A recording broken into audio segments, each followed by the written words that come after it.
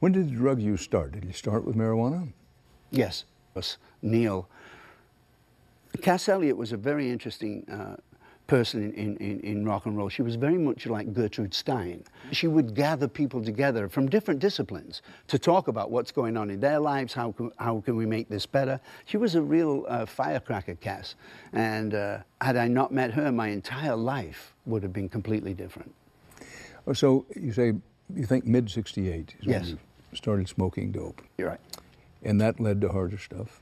It led to cocaine. I've never tried heroin. I don't ever want to. It doesn't make sense to me that you would be able to take a drug that could kill you instantly. I never thought that we would die smoking dope. I never thought that we would die snorting cocaine, actually.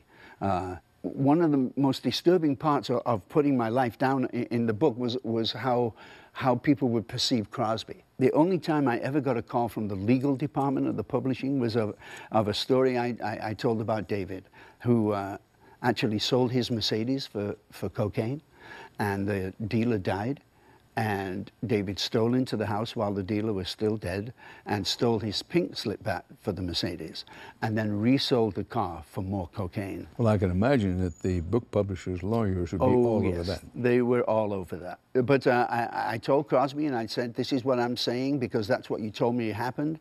And he said, don't change a word. He admitted it. He was a man about, his drug use. I'm thinking about how few people would have taken that attitude. It tells you a lot about David Crosby. It tells you a lot about David, yeah. David Crosby is one of the most unique people I know, and I know a lot of people. He's an unbelievably unique, rare musician. He's very jazz influenced. Strange chords, strange tunings, things I personally would, as a writer, would never think of. Stephen Stills, who is he? Stephen Stills is a leader.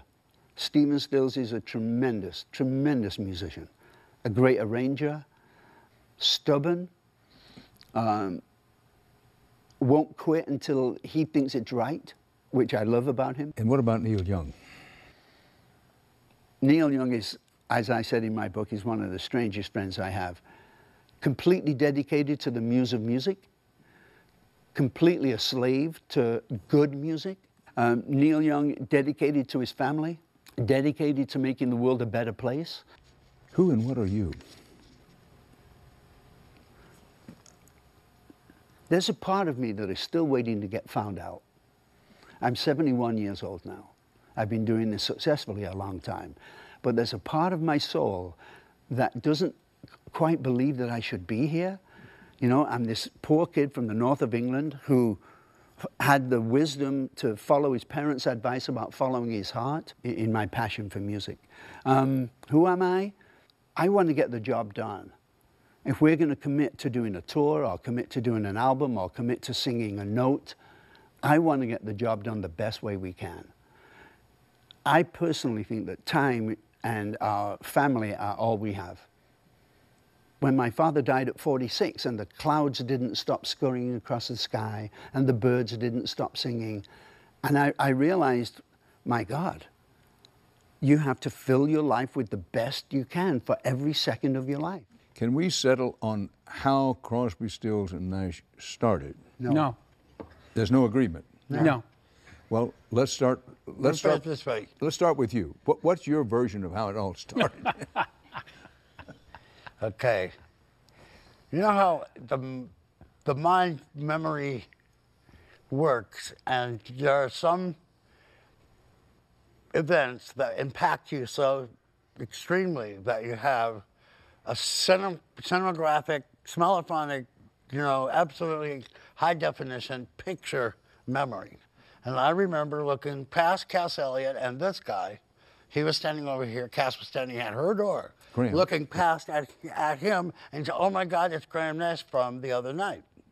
And that's the day that I think that we first sang at her dining room table. Now, Graham, does that match your memory? Absolutely not. No. Well, what's your version of this story? My version is that I came from London to visit Joni in Los Angeles. Joni Mitchell. Went to her house. David and Stephen were there at dinner. That's when we first sang together. And Stephen is correct in that it was such an incredibly profound musical moment in all of our lives that we will never forget the first time. But On my autobiography that we were talking about earlier, the last sentence is, "This is how I remember it." Because we all have our truths. Obviously, Stephen and David and I completely disagree about when we first sang together. But that's the fragility of the human spirit. We all have our own truths. So, David, now what's your version of where it all came together? What he said. You agree with Graham? Yeah. Oh, there's no question about it. I remember it distinctly. Well, there is some question because Stephen has different memories.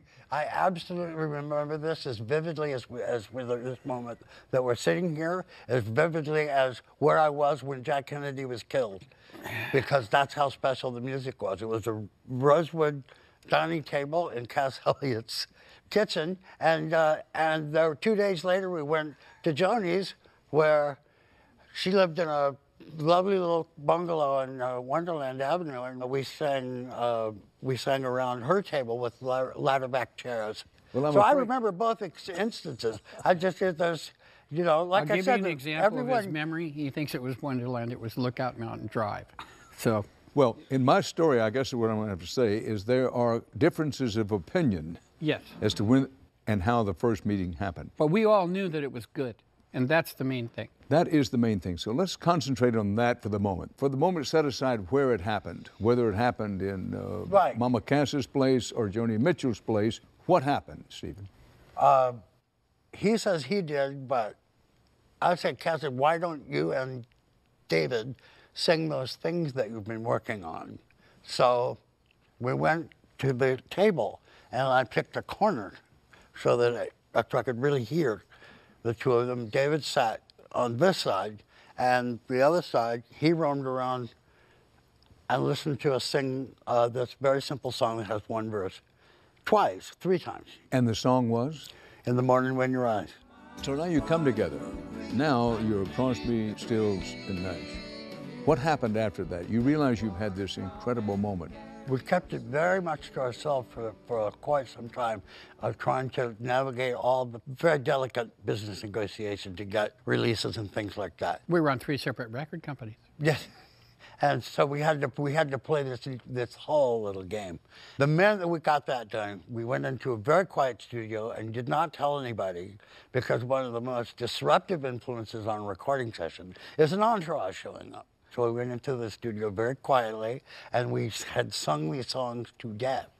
And it just happened like that. You have to understand that Stephen played just about everything on that first record except the drums.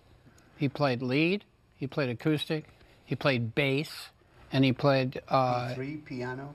Yeah. I mean, B3 Crosby and I piano. played our guitars on, Long Time Gone and Guinevere and Lady of the Island and, stuff like that. But Stephen played most of the instruments. So when we had created this album, when we realized we're going to have to go out and play live, what do we do with the men that played all the instruments? It doesn't work. So what did you do? We turned to a member of his former group, Neil. And I think there was a lot of question in our minds whether or not we wanted Neil in the band. And I remember... Was there a question in his mind whether Neil Young wanted to be in the band? Yeah, there was. But he knew what we had, too. Neil's brilliant.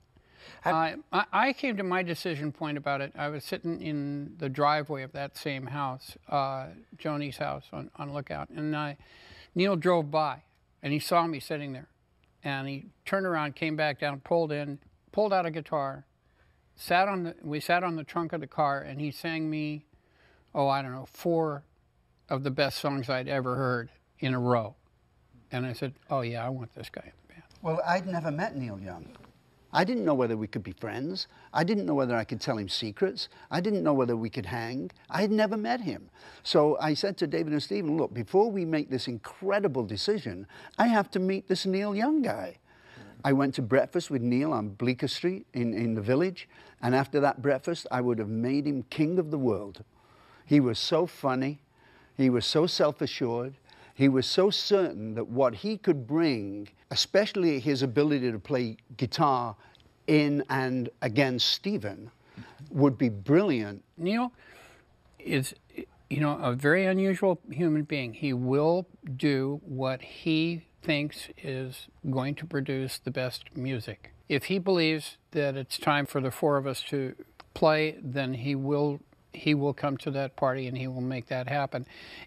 When we started this, just to make one thing clear, we planned. The reason we used our own names instead of calling ourselves the Jetsons or Led Zeppelin or, the Giant Banana Centipede, we used our own names because we intended to be able to work in any combination, and all of us had in mind doing solo stuff. All of us, Graham and I, have always had a special relationship. We always intended to do Crosby Nash, and it's been a gift from God. It's been so good.